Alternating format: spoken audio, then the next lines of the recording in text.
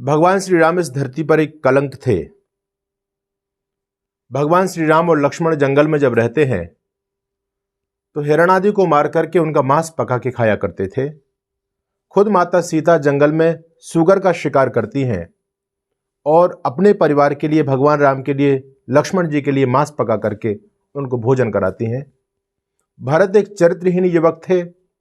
विवाह के समय माता सीता की आयु 25 साल की थी और वहीं भगवान श्री राम की आयु मात्र 20 साल की थी। भगवान राम से पहले भगवान कृष्ण हुए।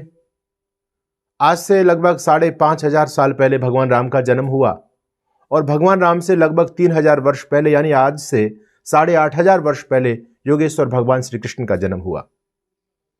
भगवान श्री राम की बहन के साथ में अयोध्या के अंदर एक सामूहिक दुष्कर्म किया गया और उसके बाद उसकी हत्या कर दी गई। आज जो कुछ भी मैं आपके सामने बोल रहा हूं, आप इन तथ्यों को सुनकर के, ये बातों को सुनकर के दंग रह गए होंगे। जिस प्रभु राम के प्रति आप सभी की अनन्य श्रद्धा है, जिनको हम सभी रोज जिनका पूजन करते हैं, जिनकी भक्ति करते हैं, आज उस भगवान राम के बारे में ऐसी अनर्गल बातें सुनकर के मेरे मुंह से आप सभी अचंभित होंगे। लेकिन ये बात मेरी नहीं है। मैं तो भगवान श्री राम का अनन्य भक्त हूं। भगवान श्री राम मेरे प्रभु हैं, मैं उनका भक्त हूं, मैं उनका अनुचर हूं। वो मेरे आराध्य हैं। मेरी धमनियों में भगवान श्री राम का लहू आज भी संचारित होता है। लेकिन भगवान श्री राम को अपमानित करने का मेरा कोई प्रयोजन नहीं है। लेकिन जिस व्यक्ति ने भगवान श्री राम के बारे में ऐसी अनर्गल बातें लिखी हैं, जो भगवान श्री राम को अपमानित करने का एक वितंडा जिसने समाज में चलाया है, उस व्यक्ति को, उसके नकाबपोश को उतारना और उसको समाज के सामने प्रस्तुत करना, यह मेरा कर्तव्य है। आज मैं उस व्यक्ति के बारे में आज आपके सामने बात करने जा रहा हूं, जिसने एक सीरीज बनाई है भगवान श्री राम को लेकर के। उस लेखक का नाम है अमीश, जिसने भगवान महादेव और भगवान श्री राम के जीवन को लेकर के एक बहुत बड़ी सीरीज तैयार की है। इक्ष्वाकु के वंशज के नाम से भगवान श्री राम के बहुत सारे सीरीज वहां पर दिखाए गए हैं। वॉल्यूम में बहुत सारी पुस्तक लिखी गई हैं। आपको जानकारी होनी चाहिए, उन पुस्तकों में एक मनगढ़ंत इतिहास जैसा उस व्यक्ति के मन में आया, उस व्यक्ति ने वैसा लिख दिया और वो लाखों की संख्या में पुस्तक प्रकाशित हुई है। करोड़ों लोगों ने इस पुस्तक को पढ़ा है। लेकिन मुझे हैरानी इस बात की है कि कोई भी व्यक्ति इस बेकार की बातों को सुनकर के, जो अपने आप को भगवान राम का वंशज कहलाते हैं, भगवान राम के भक्त कहलाते हैं, किसी का खून नहीं खोल रहा है। दूसरी तरफ कोई विधर्मी, दूसरे अपने देवी देवताओं को जो मानने वाले लोग हैं, यदि उनके आदर्शों को लेकर के, उनके भगवान को लेकर के कोई छोटी सी टिप्पणी भी कर देता है तो लोगों को बड़ी दिक्कत हो जाती है। लोग सर कलम कर देते हैं। सर तन से जुदा के नारे हमारे देश में लगने लग जाते हैं। लेकिन ये सनातनी हिंदू अपने आप को कहलाने वाला व्यक्ति, इसके आदर्श पुरुषों को लेकर के, इसके भगवानों को लेकर के न जाने लोग कितने कितने प्रकार की व्यर्थ की गंदी गंदी बातें लोग कह देते हैं। हर व्यक्ति इतिहासज बन रहा है जिस देश के अंदर। और जिस व्यक्ति की मैं बात करना चाहता हूं, वो कोई छोटा मोटा लेखक नहीं है। वो इस देश के जो बड़े बड़े लेखक हैं, उनमें उस लेखक की गिनती होती है।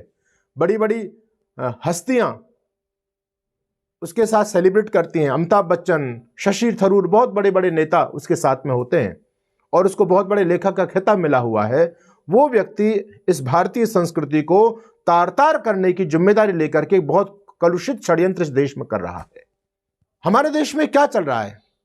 कोई भगवान शिव को लेकर के कुछ भी बोल देता है, कोई भगवान राम को लेकर के, कोई कृष्ण को लेकर के। जिसके मन में जो आ रहा है वो बोलता चला जा रहा है और हम सभी मौन हैं, हम सभी देख रहे हैं। हमारी स्थिति ठीक उसी प्रकार की हो गई।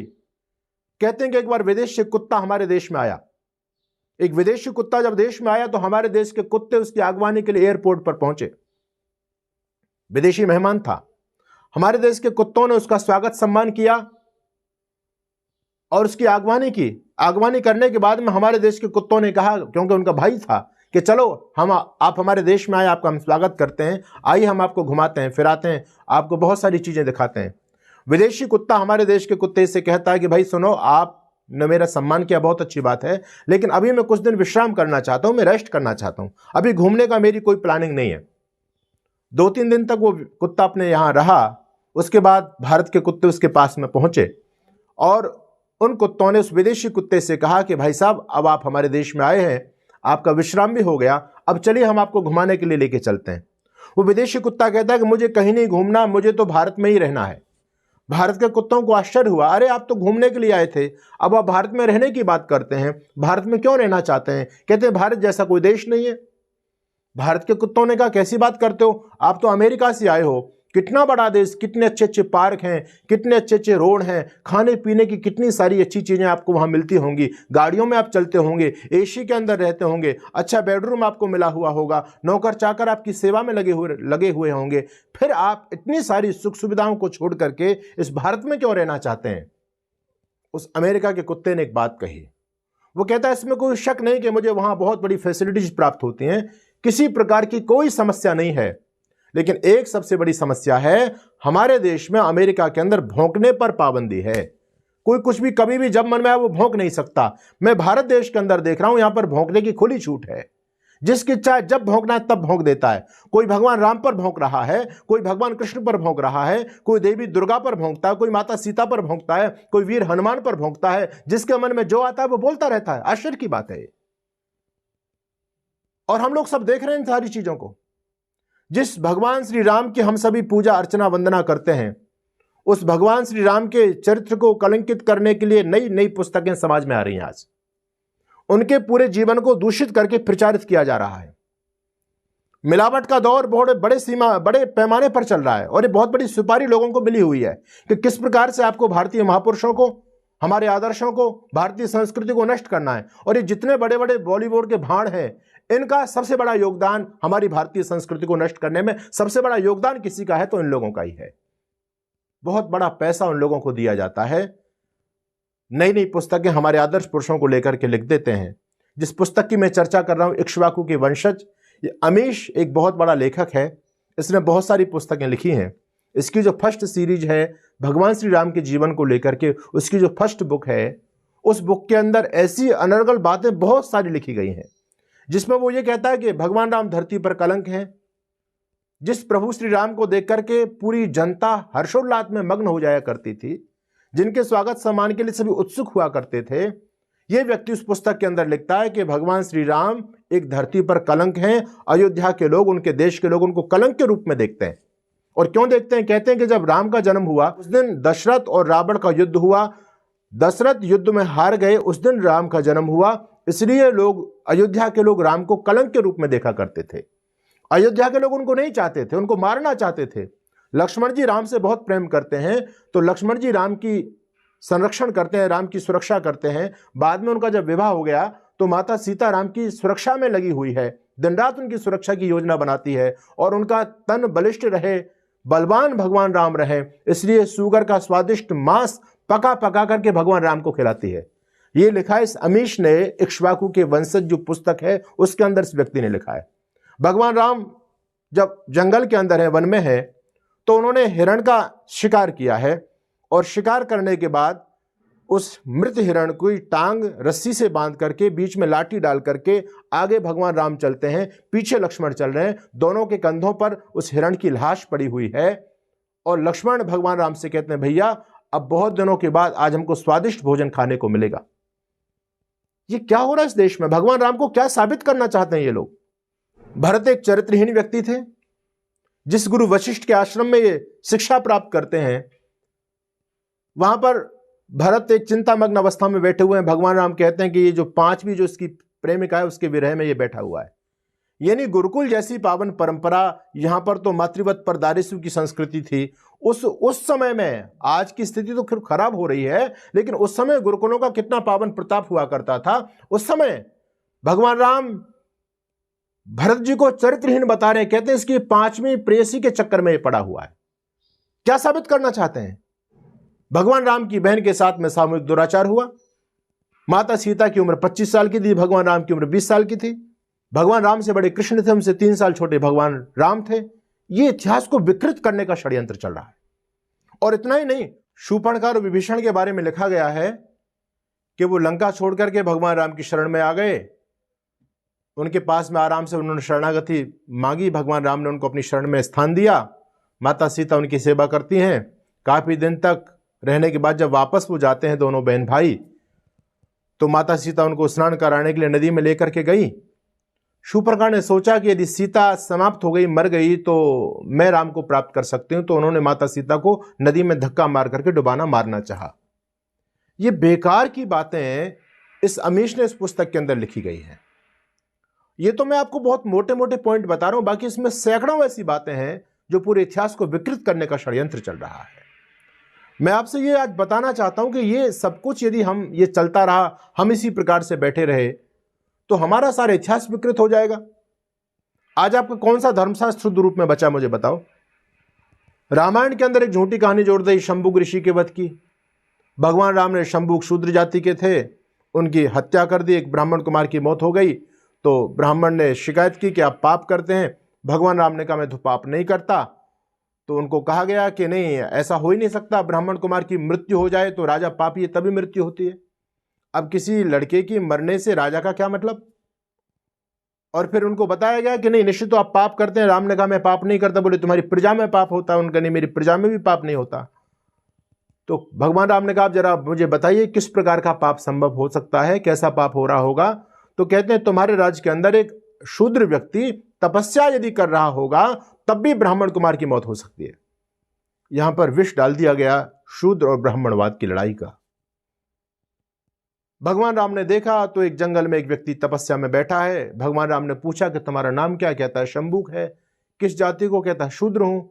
तो कहते हैं भगवान राम ने उसकी गर्दन काट दी, उसकी मृत्यु कर दी। ये सारी झूठी कहानी किस लिए जोड़ी गई, कोई समझने के लिए तैयार नहीं है। एक बहुत बड़े वर्ग को हमसे दूर कर दिया गया। जिस प्रभु राम की हम प्रतिमा रख करके उनकी पूजा करते हैं, दूसरा एक वर्ग विशेष के लोग, इसी देश की धरती पर पैदा होने वाले लोग, उनके एक हाथ में भगवान राम का चित्र होता है, दूसरे हाथ में जूता होता है। भगवान राम के चित्र में जूते मारते हुए कहते हैं राम ने ही हत्यारा है, शंभुक ऋषि को मारा है। जानबूझ करके आपके हर एक महापुरुष को टारगेट किया जा रहा है। अगर यही सब कुछ चलता रहा और आप मौन बैठे रहे तो मानव हम सब कुछ अपना समाप्त कर देंगे, खो देंगे सारी परंपराओं को हम लोग। मैं आपसे ये नहीं कहना चाहता कि आप ये क्या करें। हम उस संस्कृति के लोग नहीं जहां सर तन से जुदा किनारे लगाए जाते हैं, लेकिन हम इतने सहिष्णु भी ना बन जाएं कि कोई भी आकर के हमारे कान को मरोड़ दे।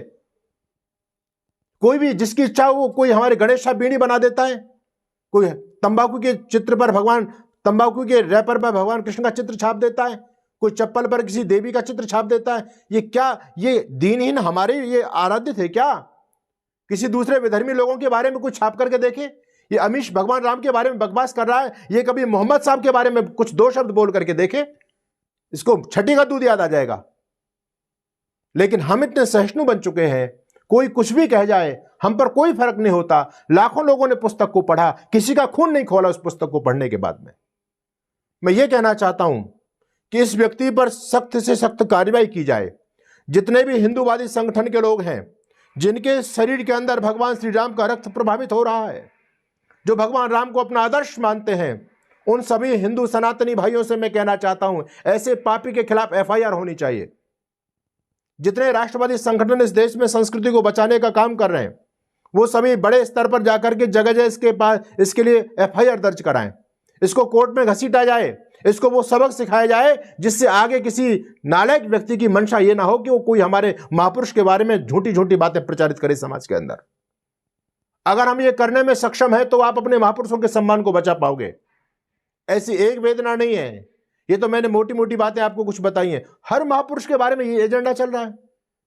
कोई भगवान शिव को गजेड़ी भगैड़ी बता रहा है, कोई भगवान कृष्ण को गोपियों के साथ में रहने वाला, पता नहीं कितने कितने उनके चरित्र के बारे में कितने कितने दोषारोपण भगवान कृष्ण पर कर रहा है। कोई भगवान शिव के बारे में क्या लिख रहा है। एक मुल्ला जी कह रहे हैं कि शिव तो आदि पुरुष मुसलमान थे, इनके हिंदुओं का आदि पुरुष मुसलमान बन गया। वो शिव पुराण की कुछ कथाएं वहां पर सुना रहा है। वो कहता है सबसे पहला मुसलमान भगवान शिव था। कोई कहता है हनुमान भी मुसलमान थे, क्योंकि हमारे यहां मान तो मुसलमानों में होता है, जैसे सुलेमान सलमान नाम के अंत में मान तो मुसलमान लगाते हैं, उसी प्रकार से हनुमान जी मुसलमान थे। तो हमारे महापुरुष ऐसे दीनहीन दरिद्र हम लोगों ने बना दिए हैं कि उनके बारे में कोई कुछ भी कह सकता है, वो सोचने की उसको आवश्यकता नहीं है। दूसरी तरफ उन वर्ग विशेष के लोगों को देखो, उनके महापुरुषों के बारे में आपने देखा, नुपुर शर्मा ने बयान दिया, धरती में खलबली मच गई। धरती पर सर तन से जुदा के नारे लगे ही नहीं, बल्कि कितने सारे लोगों के सर तन से जुदा कर दिए गए। आप हाथ पर हाथ धर के बैठे रहिए। मैं आपसे यही सभी सनातनी भाई बहनों से निवेदन करूंगा कि ये कोई व्यक्ति यदि ऐसा दुस्साहस करता है अपनी संस्कृति पर कुठाराघात करने का, उसको मुंहतोड़ जवाब दिया जाए। जितने राष्ट्रवादी संगठन हैं, बहुत सारे संगठन इस देश में इस देश को बचाने के लिए काम कर रहे हैं, मैं सभी संगठन के लोगों से निवेदन करूंगा इस व्यक्ति के खिलाफ सख्त से सख्त कार्रवाई की जाए। आपको ये पुस्तक ऑनलाइन प्राप्त हो सकती है, आप वहां से इसको पढ़ सकते हैं और आप मंगा भी सकते हैं। इस वीडियो को बनाने का मेरा प्रयोजन इतना ही है कि आप सभी जागरूक हों, सतर्क रहें, सावधान रहें। अगर हम सतर्क सावधान नहीं हो पाए तो धीरे धीरे हमारा सब कुछ तबाह हो जाएगा, हमारे महापुरुषों का सम्मान धूमिल हो जाएगा, हमारा इतिहास समाप्त हो जाएगा, हमारी संस्कृति खत्म हो जाएगी। इसलिए इस राष्ट्र, धर्म और संस्कृति की रक्षा के लिए हर सनातनी को एक हो जाना चाहिए। बहुत से लोग मेरे से कहते हैं स्वामी जी आप खंडन बहुत करते हैं, हम सभी हिंदू एक होकर के हिंदुओं का खंडन मत करो। क्या मैं समीस का खंडन नहीं करूं? मुझे आप बताएं। जो मेरे प्रभु राम के बारे में ऐसी गंदी गंदी बातें लिख रहा है, क्या इसके खिलाफ मुझे नहीं बोलना चाहिए? क्या इसके खिलाफ हम लोगों को एक्शन नहीं लेना चाहिए? अरे जब आपके आदर्श ही नहीं बच पाए तो हम किस आधार पर समाज में रह पाएंगे? राम कृष्ण हमारी संस्कृति के ज्वाज्वल्यमान नक्षत्र हैं। हमारी दो आंखें हैं राम और कृष्ण। यदि उनके चरित्र पर कोई अंगुली उठाता है तो हमको उसको मुंहतोड़ जवाब देना चाहिए। यह मैं आपसे कहना चाहता हूं। यदि आपके अंदर इतनी हिम्मत है, आप अपनी संस्कृति से प्रेम करते हैं, तो आइए हम सभी मिलकर के ऐसे जो दुष्ट लोग जो हमारी संस्कृति को नष्ट करने का प्रयास कर रहे हैं, उनका सभी मुंहतोड़ जवाब दें। आप सभी का बहुत बहुत धन्यवाद। जय हिंद, जय भारत।